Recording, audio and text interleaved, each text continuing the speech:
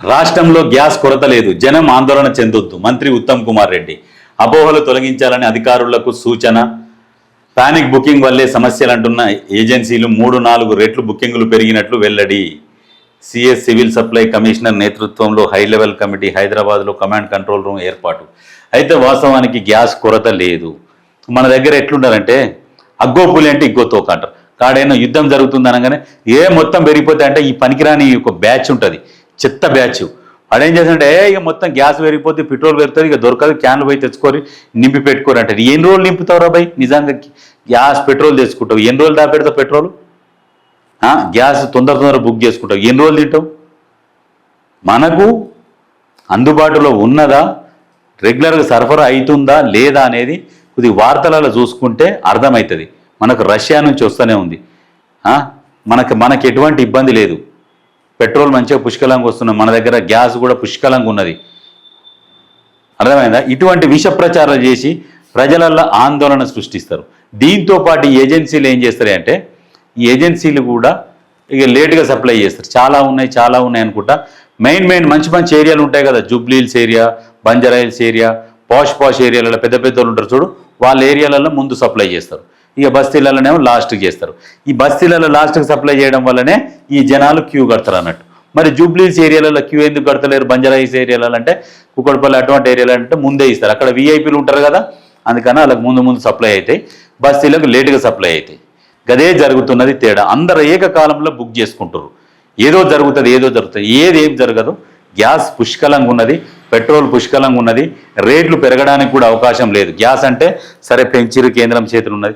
Petrol అయితే full ఉన్నది. ఒకవేళ పెంచిండనుకో కావాలని పెంచినట్టే లెక్క.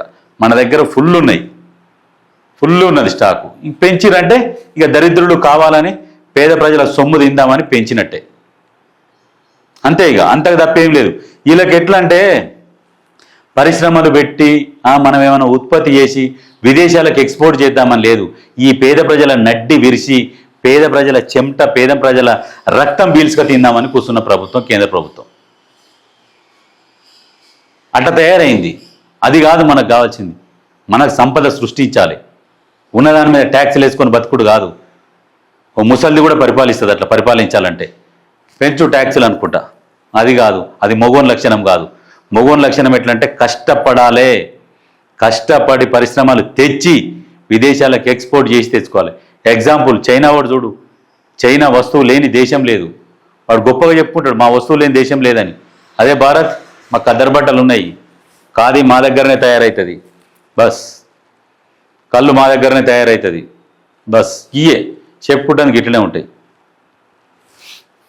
అందుకనే మన దగ్గర ఏదైనా ప్రోడక్ట్ తయారు చేస్తే కూడా నాసిరకం ప్రోడక్ట్స్ అవుతాయి. ఎందుకంటే ఆ కంపెనీని ఎమ్మడి పడుతూ ఉంటారు. ఆ లోకల్ ఎమ్మెల్యేలు ఎవడు అధికారంలో ఉంటే వాళ్ళు ఎమ్మడి పడుతూ ఉంటారు. పడి వాడిని పీల్చుక తింటారు. వానికి ఇయ్యాలి, ఈయనకి ఇయ్యాలి. ఇక వాడు అందరికి ఇచ్చుకుంటా పోతే ఇంక ఏం తయారు చేస్తారు? వాని వస్తువు ఏడ క్వాలిటీ ఉంటుంది. క్వాలిటీ పెంచుదామంటే రేటు పెరుగుతుంది. రేటు పెరిగితే దీనికి ఇంత రేటు పెట్టాలని ఓడుకున్నాడు. అందుకని భారతదేశ పరిస్థితి ఇట్లా ఉన్నది. ఈ దరిద్రమైన రాజకీయ నాయకులు ఈ లంచాలకు అలవాటు పడి, ఈ సంపాదనకు అలవాటు పడి మన దేశాన్ని ఏంటంటే దరిద్రంలో కిందికి నూకేస్తారు అన్నట్టు. అట్లా జరుగుతున్నది. అందుకనే ఎక్కడ ఏం లేదు, ఈ అన్ని ప్రచారాలు. ఈ ప్రచారాల గురించి ఎక్కువ తీసుకోకూడదు, టెన్షన్ పడకూడదు.